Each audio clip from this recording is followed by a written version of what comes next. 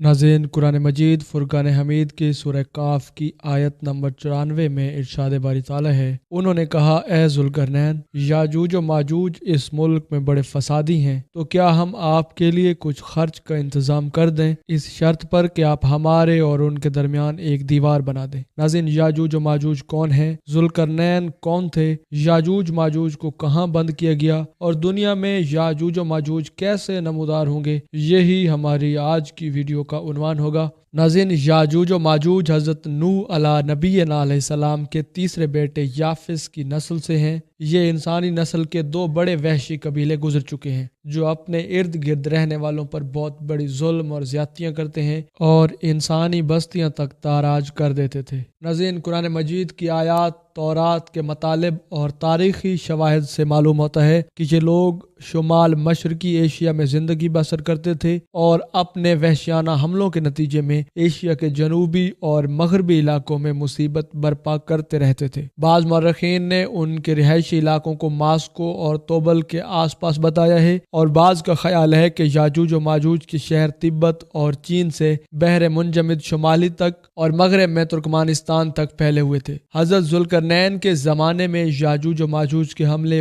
वबाल जान बन गए थे। उनकी रोकथाम के लिए ज़ुल्करनैन ने पहाड़ों के माबैन ऊंची और मजबूत दीवार तामीर फरमाई, जिससे सद्द ज़ुल्करनैन भी कहा जाता है। नाज़रीन, जिस ज़ुल्करनैन का जिक्र कुरान मजीद फुरकान हमीद में है, तारीखी तौर पर वो कौन थे? तारीख की मशहूर तरीन शख्सियतों में ये दास्तान किस पर मंतक होती है? इस सिलसिले में मुफस्सिरीन के दरमियान इख्तलाफ है। तारीख की किताबों के मुताबिक लोगों ने जनाब ज़ुल्करनैन की शख्सियत और सद्द ज़ुल्करनैन से मुताल्लिक अंदाजे लगाए हैं। बहुत से कदीम उलमा और मुफक्किर सिकंदर आज़म को ही ज़ुल्करनैन मानते हैं, मगर बाज़ इसका इनकार करके ये दलील पेश करते हैं कि ज़ुल्करनैन दरअसल हज़रत सुलेमान अलैहिस्सलाम का खिताब था। जदीद ज़माने के कुछ मुफस्सिर और मुफक्किर जनाब ज़ुल्करनैन को कदीम ईरानी बादशाह साइरस आज़म भी करार देते हैं और ये निस्बतन करीब तरीन कयास है, मगर बहरहाल अभी तक यकीन के साथ किसी भी शख्सियत को इसका मिस्दाक नहीं ठहराया जा सकता। जनाब ज़ुल्करनैन की बाबत कुरान मजीद फुरकान हमीद ने सराहत की है कि वो एक ऐसा हुक्मरान था जिसको अल्लाह रब्बुल इज़्ज़त ने असबाब वसाइल की फरावानी से नवाजा था। वो मशरकी और मगरबी ममालिक को फतह करता हुआ एक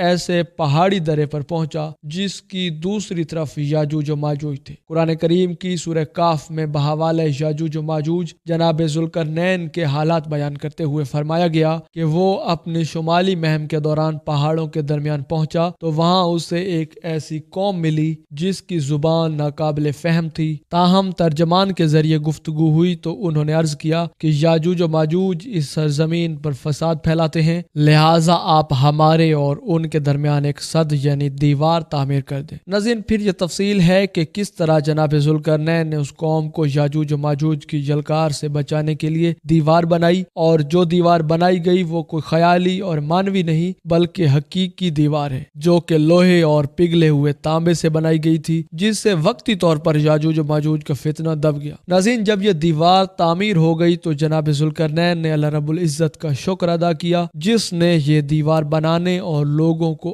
आए दिन की परेशानियों से निजात दिलाने की तौफीक बख्शी, मगर साथ ही लोगों को ये भी बता दिया कि ये दीवार अगरचे बहुत मजबूत और मुस्तहकम है मगर ये लाजवाल नहीं, जो चीज भी बनी है बिलाखिर फना होने वाली है और जब मेरे रब का वादा पूरा होगा तो वो इसको पैवंदे खाक कर देगा और मेरे रब का वादा बरहक है। नाज़रीन, जहाँ तक ये बात के सद्द ज़ुल्करनैन कहाँ वाक़े है तो इस मुतालिक भी इख्तलाफात पाए जाते हैं, क्योंकि आज तक ऐसी 5 दीवारें दुनिया में मालूम हो चुकी हैं जो कि मुख्तलिफ बादशाहों ने मुख्तलिफ इलाकों में मुख्तलिफ अदमार में मुख्तलिफ कौमों को फितनों से बचाने की खातिर बनवाई थी। नाज़रीन, उनमें से सबसे ज्यादा मशहूर दीवार चीन है जिसकी लंबाई का अंदाजा तकरीबन 1200 मील से लेकर 1500 मील तक लगाया जाता है और अब तक मौजूद है, मगर वाज़ेह रहे कि दीवार चीन लोहे और तांबे से बनी हुई नहीं है और ना ही वो किसी छोटे कोहिस्तानी दर्रे में है। वो एक आम मिसाले से बनी हुई दीवार دیوار ہے۔ بعض مورخین کہتے ہیں کہ یہ دیوار مارب ہے جو کہ یمن میں ہے۔ یہ ٹھیک ہے کہ دیوار مارب ایک کوہستانی درے میں بنائی گئی ہے، مگر وہ سیلاب کو روکنے اور پانی ذخیرہ کرنے کے لیے بنائی گئی تھی۔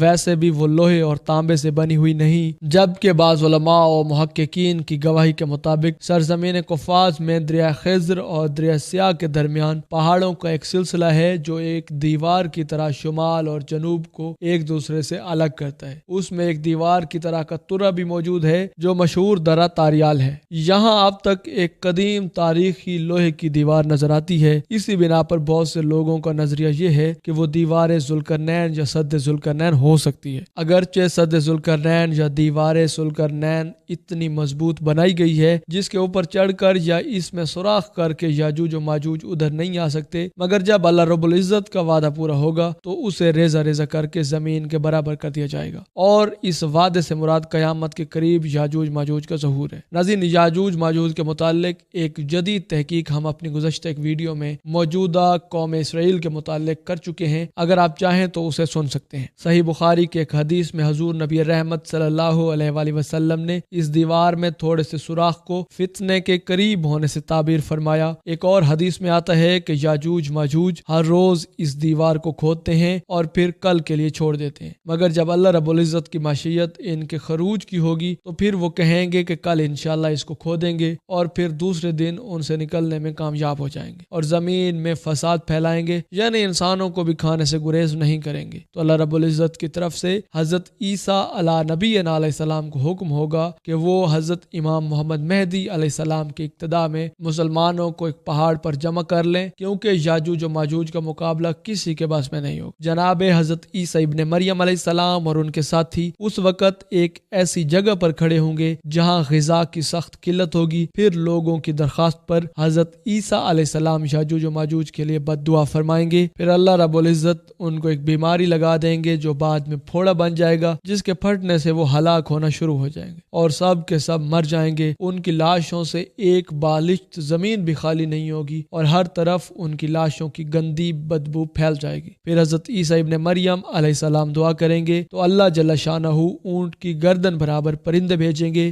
جو ان کی لاشوں کو اٹھا کر نہ جانے کہاں پھینک دیں گے۔ پھر ایک بارش ہوگی جس سے کلی زمین صاف و شفاف ہو جائے گی اور ہر طرف ہریالی و خوشحالی ہوگی۔ ناظرین، صحیح مسلم میں نواز بن سامان کی روایت میں صراحت ہے کہ یاجوج و ماجوج کا ظہور حضرت عیسیٰ ابن مریم علیہ السلام کے ظہور کے بعد ان کی موجودگی میں ہوگا، جس سے ان مفسرین کی تردید ہو جاتی ہے جو کہتے ہیں کہ تاتاریوں کا مسلمانوں پر حملہ یا منگول ترک جن میں سے چنگیز خان بھی تھا یا روسی اور چینی قومیں یہی یاجوج ماجوج ہیں جن کا ظہور ہو چکا ہے، یا مغربی قومیں ان کا مصداق ہیں کہ پوری دنیا میں ان کا غلبہ و تسلط ہے۔ یہ سب باتیں اس روایت کے مطابق بہرحال کسی حد تک مضبوط معلوم ہوتی ہیں، کیونکہ یاجوج و ماجوج کے غلبے سے مراد سیاسی غلبہ نہیں بلکہ قتل و غارت گری اور شر و فساد کا وہ عارضی غلبہ ہے جس کا مقابلہ کرنے کی طاقت مسلمانوں میں نہیں ہوگی، تاہم پھر وبائی مرض سے وہ سب کے سب ہلاک ہو جائیں گے۔ ناظرین، یاجوج و ماجوج کی قتل و غارت گری کے فتنے سے مراد ہم اسرائیلی یہودیوں کا موجودہ فتنہ بھی مراد لے سکتے ہیں، اور اس متعلق جدید ترین تحقیقی ویڈیو ہمارے چینل پر موجود ہے، اگر آپ چاہیں تو اسے ملاحظہ کر سکتے ہیں۔